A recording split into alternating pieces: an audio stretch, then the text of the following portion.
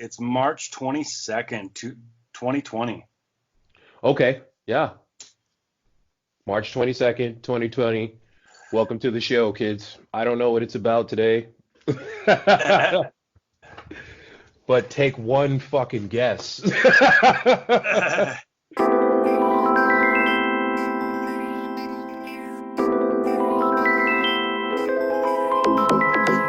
topic, which should be, like it or not, consuming most people at the moment.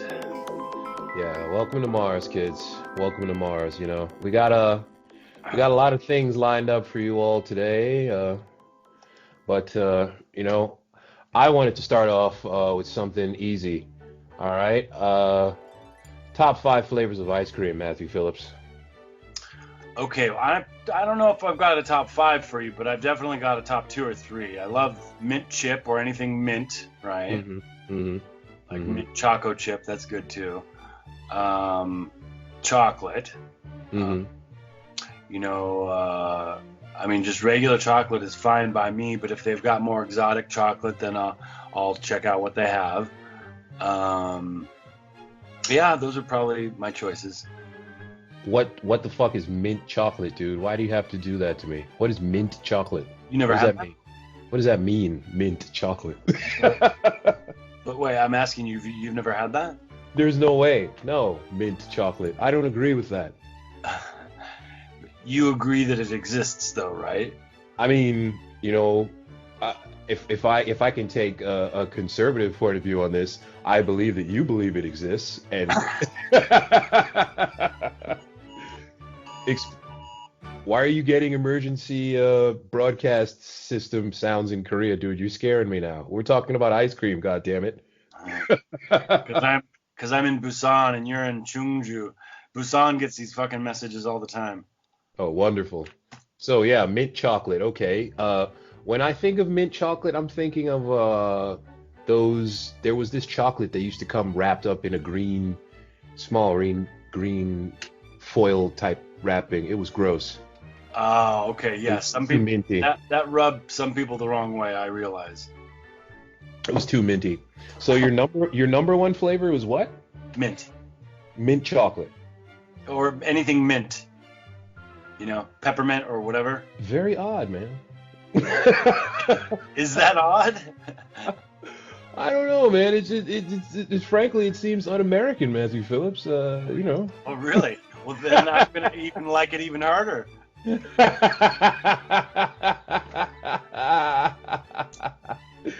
Yeah, man. No, I'm just kidding. Okay, so mint chocolate. All right, so my top 5 ice cream flavor is number 5. Neapolitan. That's a good one. Number 4. I'm gonna go strawberry. Good one. Number 3. I'm going chocolate. Good. Number 2. I'm going Caribbean, man. Rum raisin. And the number 1 ice cream flavor of all time is cookie dough. Yeah. Cookie dough, like just real cookie dough, forget the ice cream, is yummy. But then the ice cream also is good. But you just blasphemed against that, man, with your selection of mint chocolate. It's disturbing, man. And I don't like what it says about you, Matthew Phillips, quite frankly. I'm from New York, Matt, and New York plans to convert Javitz Center into a field hospital as coronavirus cases jump by thousands overnight.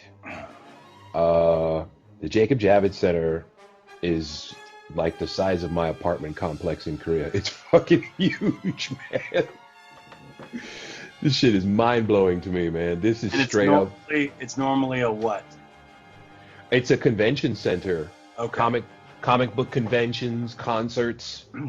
You know, this is now going into post-apocalyptic TV show shit. And New York is just blowing up with cases of this as I unfortunately, as I predicted. I don't like being right about shit like this. My mom's in that city. My mom's in Queens. My main family is in Queens and Brooklyn.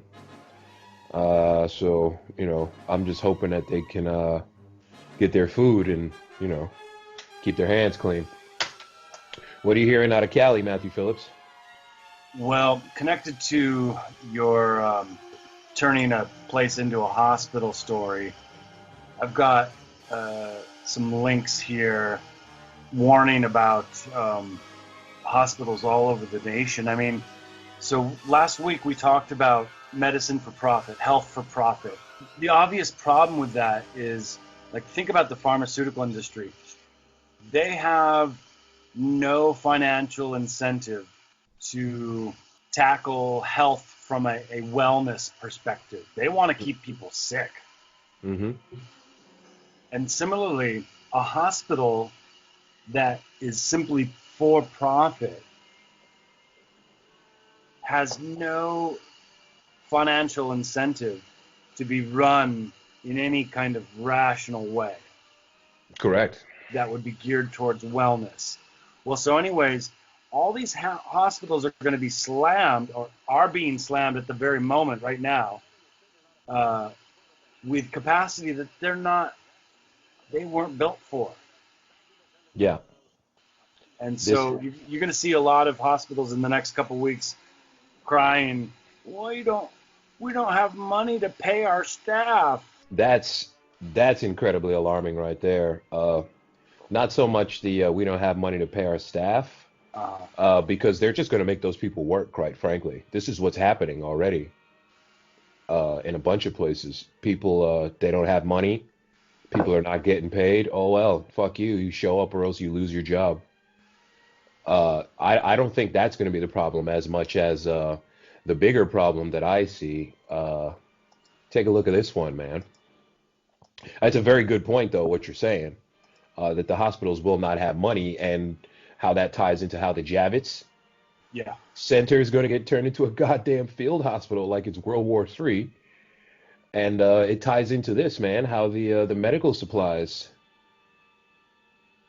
there's just no medical supplies left. Hospitals are running out of basic PPE, personal protection equipment. And so what you're saying, absolutely 100%, they're not going to have money to pay these people. I counter that with, they're going to come in anyway. Remember our friend Trump? I don't like to have hundreds of people around that aren't doing anything. We'll fire them, and we can get them back anytime. So you know what that's turned into? Retired people, retired doctors come back.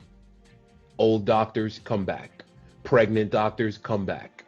That's what that's translated into. Yeah. That's what that is now.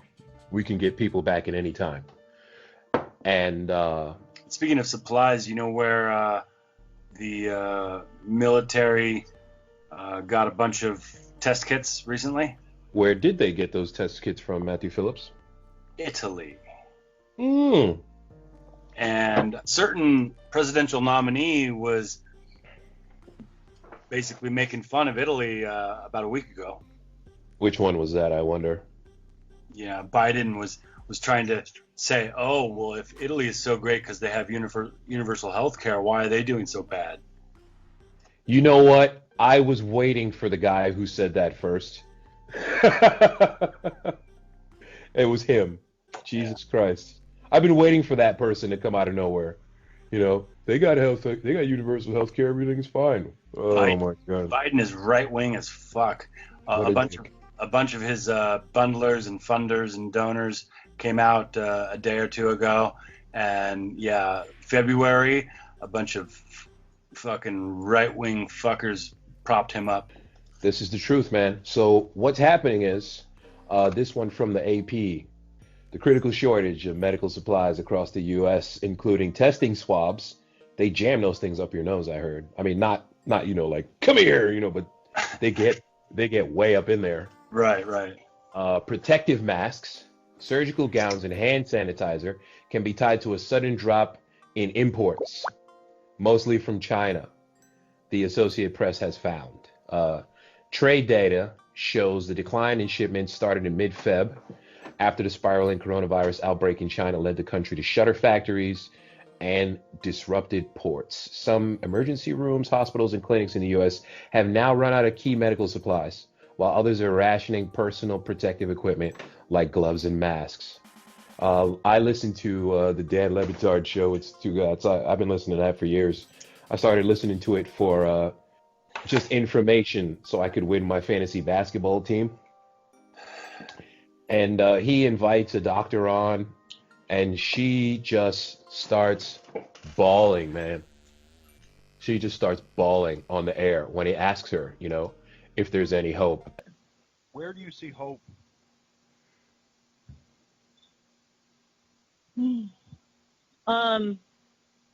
I do see hope. If I look through my Facebook feed this morning, I was looking through and it was full of pictures. Sorry. It was full of pictures of my friends from school, from residency. It's hardcore, man. Yeah, that is a doctor, bro. What do you think? Breaking down in front of us. Yeah, I mean, that's the thing. Like, a lot of people, there's two extremes here, both of which we want to avoid. On the one hand, you've got people, pretending like it's World War III. It's not.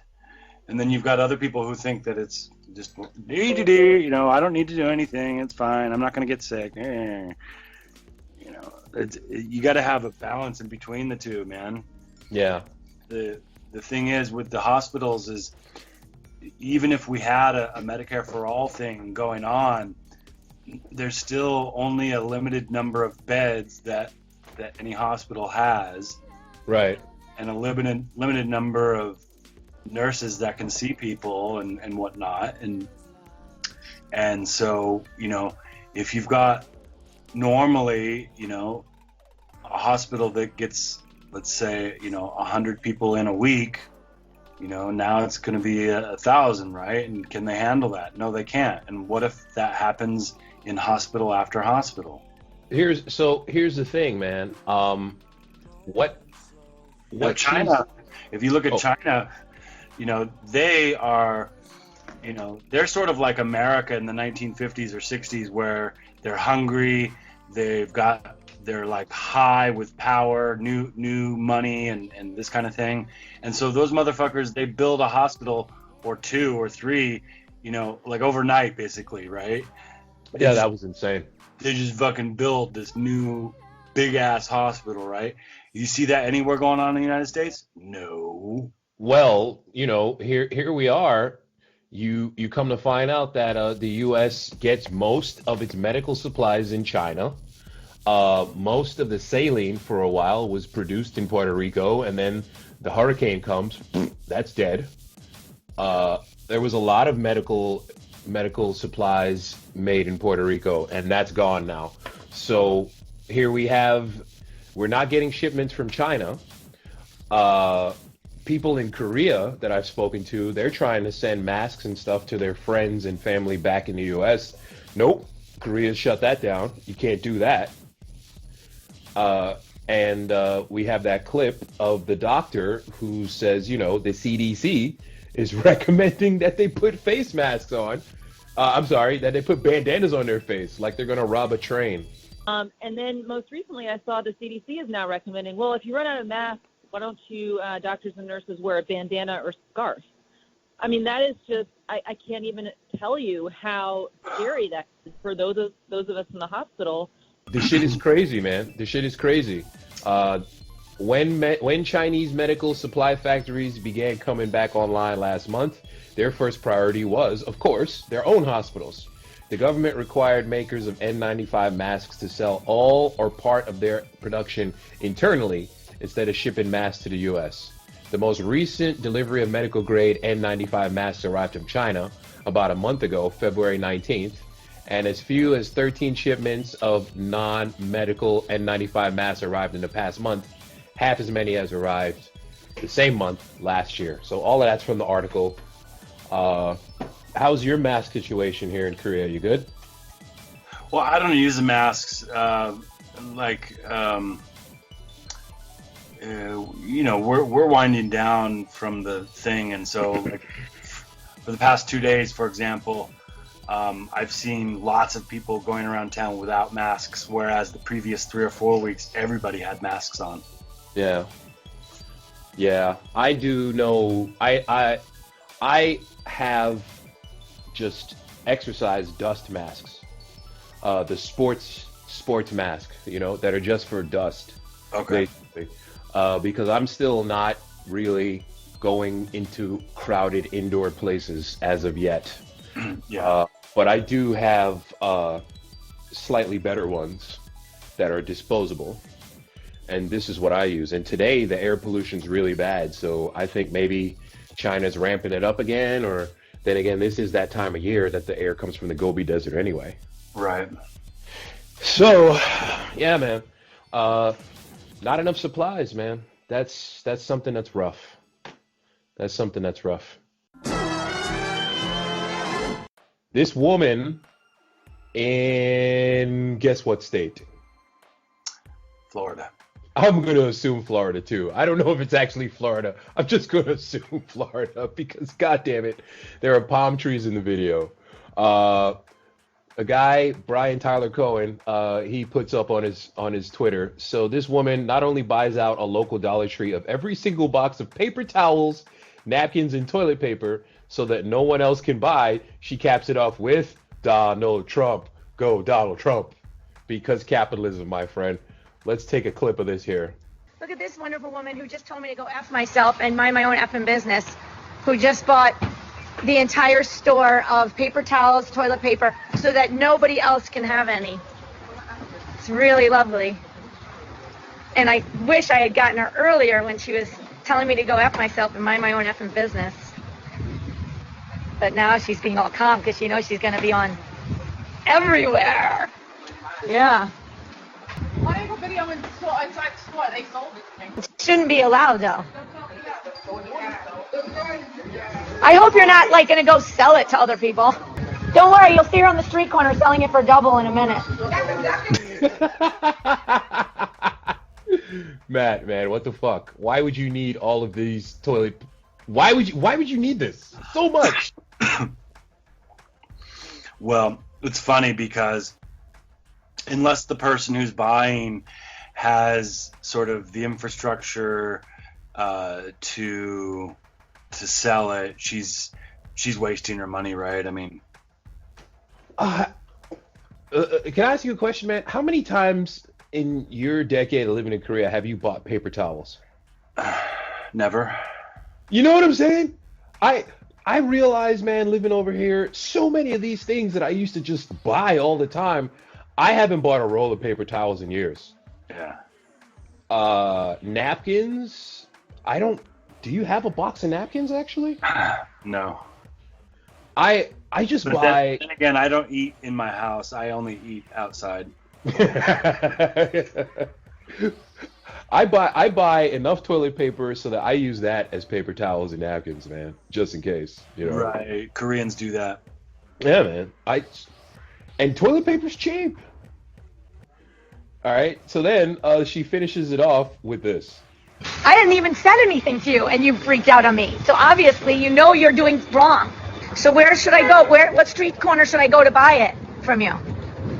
The one you're a hooker on. Oh, the one I'm the hooker on. Yo, I think that's a little comeback right there, though, man.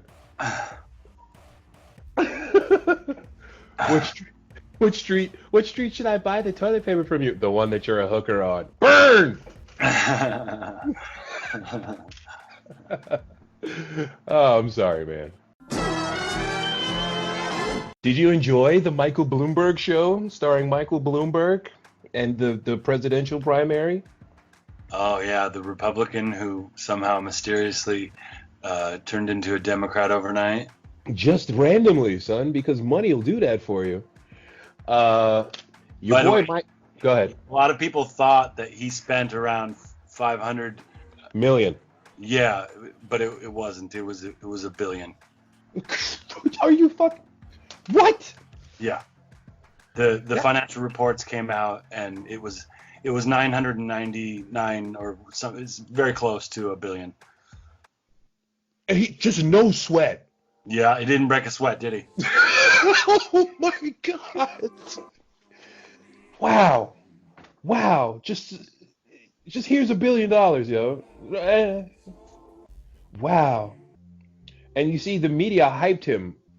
There were very few media outlets that were constantly critical of him. I mean, after he played himself in the first debate, they had no choice but to say some negative things about him. Right. But immediately after that, Bloomberg is rising. Bloomberg is coming back because he's just paying them. Yeah. Holy shit, dude! Almost $1 billion. Yep. Well, good news. Mike Bloomberg lays off staffers after telling them they've been exposed to coronavirus. Their health insurance runs out March 31st. This is from Newsweek by Jeffrey Martin. So, after being told via email on Thursday that they had potentially been exposed to coronavirus, New York area staffers for billionaire Bloomberg's presidential campaign were laid off on Friday. The staffers are expected to lose their health insurance at the end of the month. The email from the staffers advised them of their potential coronavirus exposure. And it says, in the meantime, as a precautionary measure, we ask that you continue to stay out of the office and work from home for the next 14 days. New York is one of the hardest hit states by coronavirus. At least 8,000 people are confirmed infected. Campaign staffers were allegedly promised paid positions, including health insurance, until the November election. After the layoffs, Bloomberg's campaign said it has sent a list of names to the DNC for employment consideration. Employment consideration doesn't sound like unemployment to me, man, or health insurance. I don't know what the fuck employment consideration is. Maybe you can tell me, brother. What the hell is employment consideration? Well, it means that these are people who have experience doing the sorts of things that you might need to have done as well. So when you're hiring, consider them. Employment considering, I mean, I'm considering employment all the time, Jesus. Oh, and then, because they gotta make Bloomberg seem awesome. Although Mike has suspended his campaign, the statement continues, he remains committed to defeating Trump, and we hope all staff submit their names for positions with the DNC coordinated campaign. This transfer will help fund. Whatever, bruh. Whatever. So, these people are being told, hey, you know what? You're getting fired at the end of the month, but good news, you might get a job with the DNC. Good luck, as this virus outbreak is probably going to last up until the summer, or at least, what do we figure, 18 months? Yeah. So good luck with that. Go Bloomberg. Yeah, it's an interesting twist going on here. So, I mean, we've already got a bunch of states in the primary who have put off the primary, not indefinitely, but for a month or two. And yeah, so I'm sort of wondering, unless they do get the mail-in ballot thing like ready and whatnot, like I would imagine that I guess we're just not going to have a primary anymore. Well, in fact, we might not have a general. I mean, let me just put that out there. There have been some whisperings that the general election is not going to go, but more disturbingly, there's been talk about not just martial law, just the whisperings of martial law. The Department of Justice is asking for extra powers during this time. Yeah, I took a note on that as well, and AOC was like, no. Yeah, man. I think everybody should be like, no. But hey. The headline I saw was authoritarian measures to combat virus. Justice Department asks Congress for the ability to detain people indefinitely without trial. Correct. I'm looking at the Hill right now, also even our Rolling Stone. But I am always disturbed when things come up with the Department of Justice because Bill Barr cannot be trusted. Yeah. That man cannot be trusted whatsoever. So the Department of Justice, they are looking to, like you said, and definitely hold people without trial and suspend other constitutionally protected rights. What are the other rights, though, man? That's what I'm curious about. I mean, quite frankly, every time a cop pulls you over because your tail light is out and then he searches your fucking car, that's your Fourth Amendment right gone right there. You know? A broken taillight gives a lot of police just use a broken taillight or, oh, you didn't signal when you changed lanes. They use that as an excuse to violate your Fourth Amendment at all times. Did you see the video that Sean King put up with the guy planting some pot on the one guy? I mean, you know what? Why not? I did not, man. I did not, but it wouldn't be surprising. No, not surprising in the least. Those people are no better than a gang, and same with pretty much most of the people in Congress. They're just a gang. Fuck them. Body camera footage obtained by the Intercept shows a Staten Island police officer apparently planting marijuana in a car during a traffic stop. The incident comes just a few weeks after a similar one, originally reported by the New York Times, in which the same cop was again caught by his body camera in the apparent act of planting marijuana in a car. Yo, he put something in my car, yo! Alright, this was in the back seat on the floor. So marijuana cigarette, it's lit. In the more recent incident, two officers pulled over passenger Jason Serrano and a friend for a broken taillight. As the officers approached the car and the driver rolled down the window, the officers claimed the car smelled like weed and ordered both people out of the car. The car smells like marijuana, so we're going to check it, all right? Okay, and then what? Fix it. There's nothing in the car, you'll be good to go, all right? Serrano was recovering from abdominal surgery after being stabbed. He lifts his shirt to reveal his wound to one of the officers. I don't want to see that right now, okay? I can get out. I can barely move, bro. Once out of the car, the officers demand to search Serrano's jacket, and he refuses. Do me a favor, give me the jacket. There's nothing in my jacket. I'm not getting searched for no reason. As Serrano grows agitated, the officers become more aggressive. Come on, relax. Relax. Relax. They grab him, push him to the ground, and handcuff him. Take him down. Take him down. Relax. Serrano remains on the ground, handcuffed and in visible pain for the rest of the traffic stop, until an ambulance arrives to take him to the hospital. Can someone call an ambulance? The two officers, Kyle Erickson and Elmer Pastran, begin searching the car and Serrano's jacket. Officer Erickson tells Pastran that they need to find evidence. Searching the rest of the car. Yeah, we gotta find something. Officer Erickson begins searching the car. He searches the passenger side area first. When he finds nothing, he can be heard murmuring an expletive. Erickson returns to Pastran to ask. Should I search the whole thing? Or Yeah, search the whole thing. He returns to the passenger side and searches through Serrano's jacket, the cup holder, and the center console.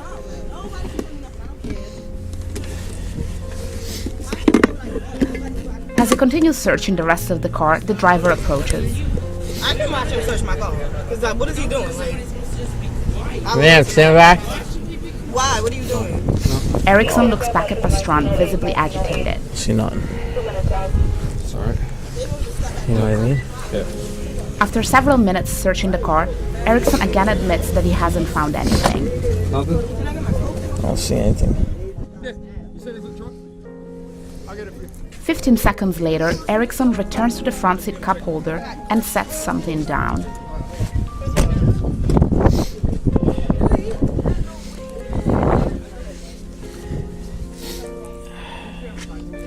It's a little bit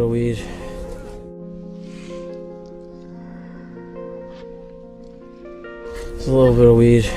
Erickson continues searching through the center console, where he's already looked.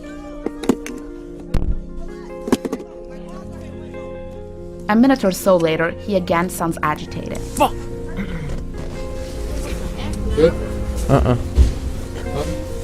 Erickson shakes his head as he continues fiddling through Serrano's jacket, just out of the camera's view. A couple minutes later, the two officers say they found weed flakes in Serrano's jacket. Flakes everywhere, though. Yeah, no, he had weed. You could see his weed here.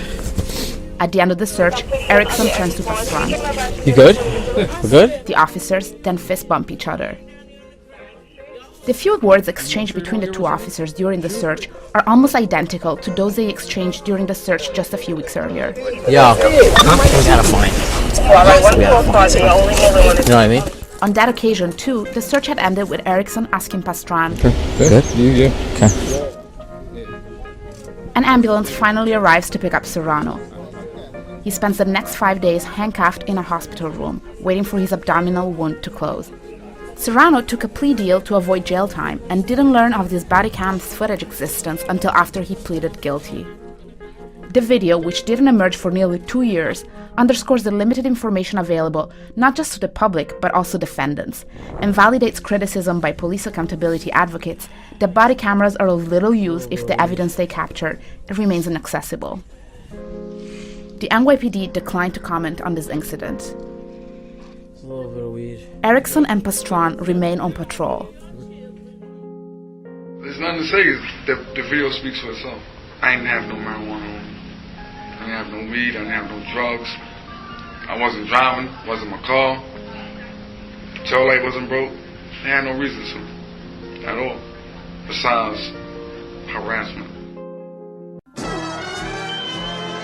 So according to this, the DOJ has requested Congress allow any chief judge of a district court to pause court proceedings whenever the district court is fully or partially closed by virtue of any natural disaster, civil disobedience, or other emergency situation. This would be applicable to any statutes or rules of procedure otherwise affecting the pre-arrest, post-arrest, pre-trial, trial, and post-trial procedures in criminal and juvenile proceedings and all civil processes and proceedings. They justify this by saying currently judges can pause judicial proceedings in an emergency, but that new legislation would allow them to apply it in a consistent manner. So they're just going to stop. Well, this brings up another issue, which is pretty scary. We've got something around 2 million people in jail. And so all those poor fuckers are sitting ducks, right? Right. And a lot of people do get locked up for holding weed, not paying bills. You know, these are nonviolent crimes, and then, oh, you're just trapped in jail. Well, right. But even just assume for the moment that they're all guilty of murder, let's say. Okay. That doesn't mean that we want them all dead. If it did mean that, then we would just have the death penalty and we'd kill all criminals, but we don't. So. So these guys or women, they're trapped in jail. Some places are letting prisoners go, though. That's good. Yeah, some places are letting prisoners go, but these rights that they want to give up here, we get habeas corpus. Habeas corpus, it gives us the right to appear in front of a judge and ask to be released before trial. This stuff that the DOJ wants, all of this is according to Rolling Stone.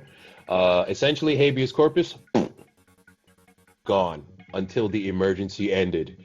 And you know why I don't like stuff like until the emergency is over? Remember the war? Because you lived through 9/11? Exactly. Yeah. Dude, when does this shit stop? Right. No, that's the thing. You know, as soon as the state claws some power, they don't generally cede it. Yeah. I'm still taking my shoes off at the airport, bro. Oh, interesting about, you mentioned airports.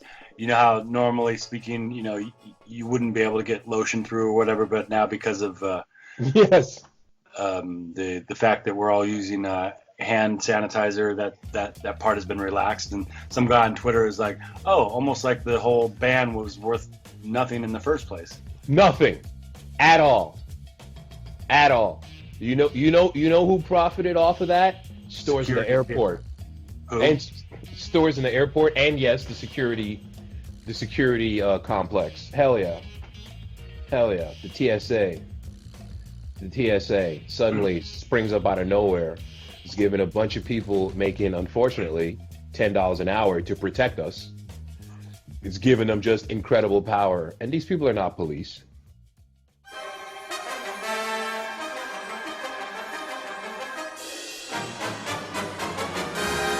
Welcome to Bootlicker of the Week. I'm going to give you a quote, and I want you to tell me who it is, all right? Go for it. There is no greater humanitarian force on the planet than that of the U.S. military. Jesus Christ. That sounds like something in a sci-fi novel. That can't be something that an actual human said. That's bullshit. That's Sean Penn. Oh my God! Are you kidding me? No.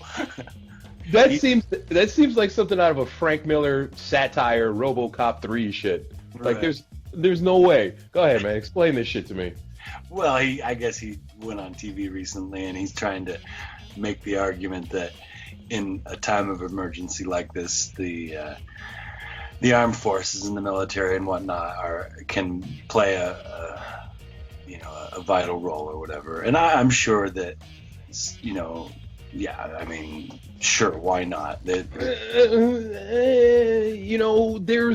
an actual, if it's not an actual law, it's like a fucking amendment, right? That says no, hold on. So generally speaking, yeah, you're right. You can't just have the military do shit willy-nilly. Posse comitatus. Yes, but on the other hand, you've got the National Guard and other similar forces who, yeah, I mean, you can mobilize the military to do things in emergencies. That's correct. But that's the National Guard. That's not the actual, SEAL Team 6 just walking down 7th and Broadway for 7th and 34th, for Christ's sake. No, I mean, in these times, I don't make much of a difference between the regular police force that we have, with SWAT teams and whatever. Like the regular police force looks like the military nowadays, anyways. 100%, man. 100%. Oh man, yeah, that is definitely some bootlicking shit, man. I still can't believe that's an actual. That can't be. No, it's real. It's real. Like, there's no. One more. No. What for the people in the back who might not have been paying attention? One more time, say that, please. Okay. What the fuck? There is no greater humanitarian force on the planet than that of the U.S. military. I mean, where would you? Okay, so. I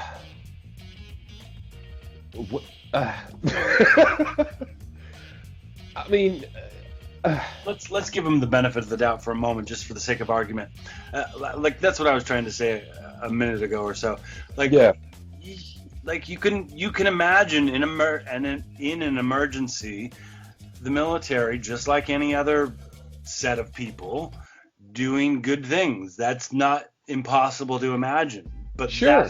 But that statement there is magnitudes obviously more than that statement. Yeah, because I mean, look at the people who have planned the wars in Afghanistan and Iraq and Yemen, and quite frankly, all the support they're giving for the Yemen Saudi Arabia war, and all the things that are happening in Syria. I mean, there's plenty of room for the U.S. military to do humanitarian stuff there. And, the people in Yemen, in case you forgot, because Corona, the people in Yemen are still starving, man. People are dying of fucking Oregon Trail diseases, man. Dysentery, cholera. People are dying of this shit, man. And there are opportunities for the U.S. military to do stuff like that. But the planners of these incursions, they're doing token shit at best to help these people out. So I don't know, but I guess Sean Penn has always felt a certain way about the U.S. military after Clinton and Haiti, Right. Because that's when he was all over the news about his humanitarian efforts. Yeah, that was like 2009, 2010, right? Yeah, during that earthquake. Yeah. Sean Penn was such a humanitarian then. And then you come to find out, I mean, the right wing, they like to take their hacks at Clinton, but I will say this, man, they got an awful lot of money to do fuck all in Haiti. They have not done shit in Haiti, man. Right. Like with billions of dollars, they built like what, 3 schools and a church or some shit like that. It's like, it's not. Where did that money go, son? Yeah. That's a great point. So. No, yeah. Usually those humanitarian things, it seems like it's imperialism flying under the flag of humanitarian aid. Yeah. It's various economic experts, or really they're just criminals, going in under cover of humanitarian aid and taking shit over. Totally, man. 100%. And ladies and gentlemen, dildos of the week. Yeah, usually we have dildo of the week, but this week was so full that we have dildos. Multiple. You know, I got some friends who enjoy multiple dildos, quite frankly. Break it down. I'm all for women getting their pleasure how they can, but so how many dildos do we have exactly? 1, 3, 5, 7? Let's break it down. I'm not sure. Did you see that Imagine video? I'd never turned the sound on, man. I saw it in my Twitter mentions. It just was like, wait a minute, no, this isn't happening. Maybe you should play it for us. Oh my God. Okay, man. Okay, hold on a second, man. Let's see if our clip technology works. We'll make a pause here. That's hilarious. How many dildos? I don't know. Did you see that Imagine video? Jesus Christ. Oh my God. Oh, that video's the worst, man. So confession, I didn't watch it either.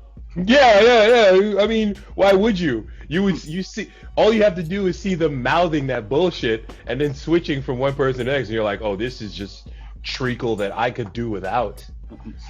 You know? Yes, 100%. Correct word. Treacle. Thank you. I don't get to call shit treacle often, but there it is. Yeah. Oh God. You're gonna make me suffer. 3 minutes of it, shit. Oh God. Okay, everybody. So once again, talk about this one more time, Matthew Phillips. Okay. So, I mean, I don't know if you were all for class war a week ago, but I think this week most of us are for class war. Here, just listen to these dildos. Hey guys, day 6 in self-quarantine, and I gotta say that these past few days got me feeling a bit philosophical. Virus had affected the entire world, everyone. Doesn't matter who you are, where you're from, we're all in this together. And I ran into this video of this Italian guy playing the trumpet in his balcony. I'm going to pause this for a moment because just her middle school explanation of can't we all just get along? We're all in this together. And I got philosophical. I don't hate Gal Gadot. I do. You know what I'm saying? I dug that Wonder Woman movie. She's awesome. She's a fucking Zionist, right? Okay, there is that. Yeah, she is unfortunately a Zionist, but I like the Wonder Woman movie, and I don't want to feel bad about watching Gal Gadot do stuff, man. And so the reason why I stopped it though is because those videos of Italians performing on their balcony, that shit is cool. That shit is heartwarming. That shit makes you feel good about being a human being. Yeah. It shit shows that in the worst of times, people will always try to find the bright side of some shit, man. Yeah. The one clip where the people on the balcony playing like tennis. Yes, in Venice. What, number one, how did they get so many goddamn accordions, man? Have you ever in your life seen so many accordions within like a 1 block radius? That shit is amazing to me. And then number two, you had that other video of just nighttime where they're all just rocking out to Black Sabbath. That was sick. Oh, I didn't see that. That was awesome. Just like 1,000 people poisoning their brainwashed mind. I love you. And they're like, "Rah." That was awesome. That was just human beings being human beings. But this feels like I have to, you know that person that, I don't know, man. I didn't know what I could do. So I just, I had to do something, Oh, anyway, back to Gal. To all the other people who were locked inside their homes. And he was playing Imagine, and there was something so powerful and pure about this video. And it goes like this. Come on, man. Nah. Do we have to listen to her sing? At least a couple notes. Come on. God damn it. You know what? You son of a bitch. You're a dildo of the week, Matthew Phillips. Imagine there's no heaven. Oh, my God. Easy if you try. No hell below us. Above us, turn it off. You know what? Imagine all the people. Chill with it, Phillips. This is your box. Living for today. They're all in key. Yeah. Imagine there's no country. What's that? It isn't hard to do. This alcoholic fuck. Nothing to kill or die for, and no religion too. Imagine all the... You know what? No. You did this, you son of a bitch. You know what? I don't know how many dildos there are on that list. Matthew Phillips is now one of them. God damn it. I will never get that image or sound out of my head. Oh, Jimmy Fallon. Fuck. Jimmy Fallon's always a dildo of the week.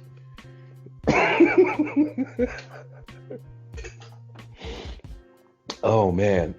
So what else you got, man? What'd you say? That's bad, right? That was awful. I had managed to avoid that. You son of a bitch. I managed to. That's what happens when you have a podcast. You might get introduced to things you don't want to see. Oh, that's brutal. It's brutal, man. Oh no, now it's Laura Ingraham guest calls John Lennon's song Imagine a Pagan Litany. What does that even mean? Let's listen to David Harvey to clean the palate. David Harvey is a famous Marxist. He's quite old. He's about 70 or 75 or something. He says, this new working class is in the forefront and bears the brunt of either being the workforce most at risk from contracting the virus through their jobs or of being laid off with no resources because of the economic retrenchment enforced by the virus. There is, for example, the question of who can work at home and who cannot. This sharpens the social divide, as does the question of who can afford to isolate or quarantine themselves with or without pay in the event of contact or infection. In exactly the same way that I learned to call the Nicaraguan 1973 and Mexico City 1995 earthquakes, quote-unquote class quakes, so the progress of COVID-19 exhibits all the characteristics of a class, gendered, and racialized pandemic, while the efforts at mitigation are conveniently cloaked in the rhetoric that, quote, we are all in this together.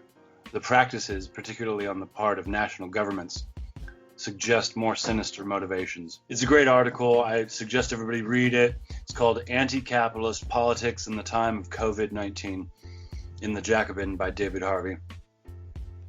He brings up some interesting stuff there, man. And yeah, I have definitely seen the dark side of people just, hey, why don't people just stay and just work from home? I don't understand what the big deal is. Hello, McFly. Do you know some people still don't have the internet? in the United States, big chunks, which is it's clearly absurd at this point. How the internet has not been classified as a utility by this point in the 21st century, I'll never understand. Yeah, it should have been 20 years ago. I mean, basically, Korea did that de facto 20 years ago by basically putting in the infrastructure that they did. Yeah. Yeah, it's not about, having enough bandwidth to play Overwatch or having a quick enough computer so that you can download 17 simultaneous streams of porn. This is how people find work. Yep. This has replaced the newspaper getting dropped off on your front porch every day. It's that simple, Yep. It's not the same thing as having, we got cable last week. I got 19 new channels. No, man. It's now life or death, man. And in emergency situations, as shitty as Twitter is on a regular basis, Twitter can be very useful during an emergency now in terms of disseminating information and being able to sift through bullshit if you know what you're doing. Twitter can be a good information tool. For the past week, Joe Biden has been AWOL.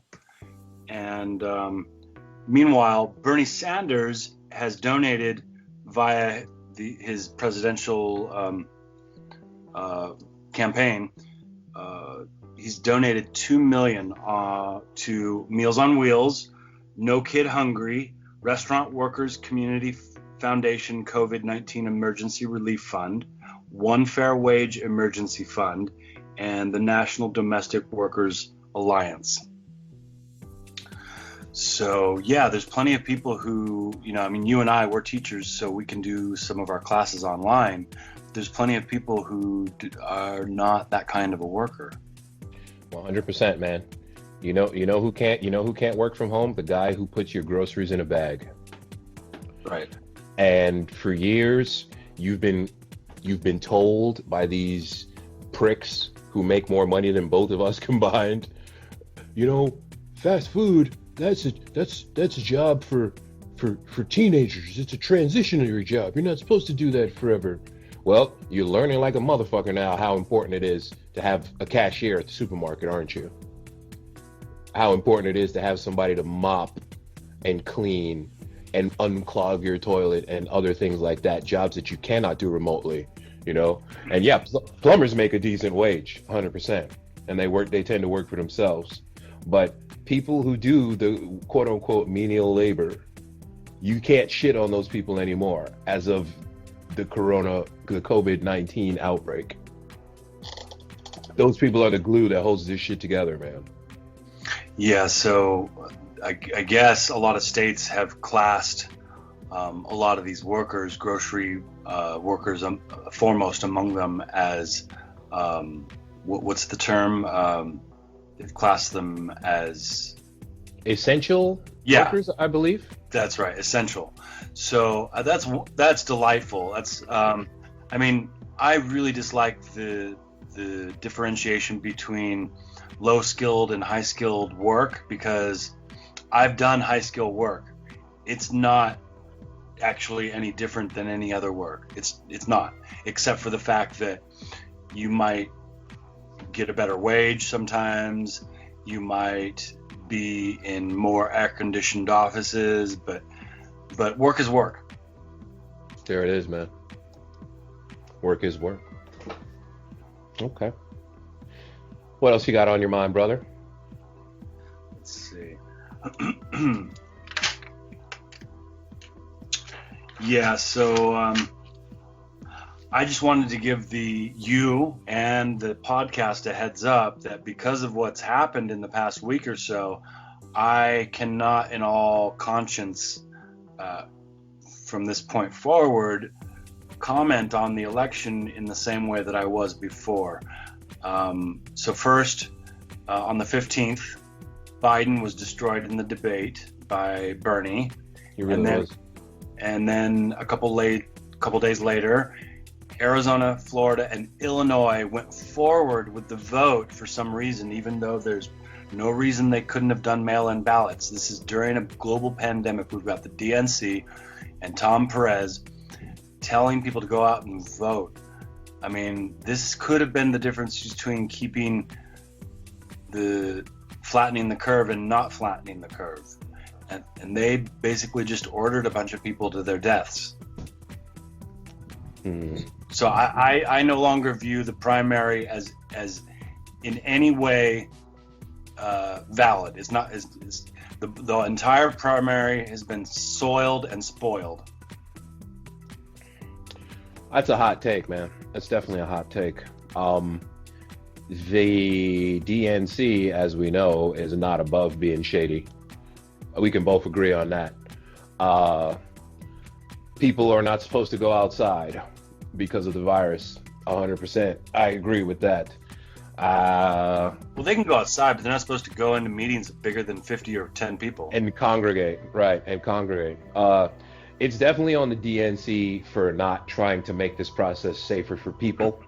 The mail-in ballots, again, had we had this pandemic team in place, I submit that all of this type of shit could have been worked out a month or two ago. This is something that a responsible, forward-thinking administration would be like, hey, we got these primaries going on. Mail-in ballots would be a great fucking idea. That being said, I can see some devil's advocate motherfuckers saying something like, well, you know, there have been massive snowstorms and other horrible shit. There's always actually a disaster during an election year, though, it seems. And these things continue on. That's the unfortunate devil's advocate side of this shit, man. I'm just gonna play devil's advocate on this one. You know, what would you say to devil's advocate guy, just asking questions guy, Matt? I'm just asking questions. You know that guy, and I know that guy. I do. We're not gonna name him right now. No, not at all.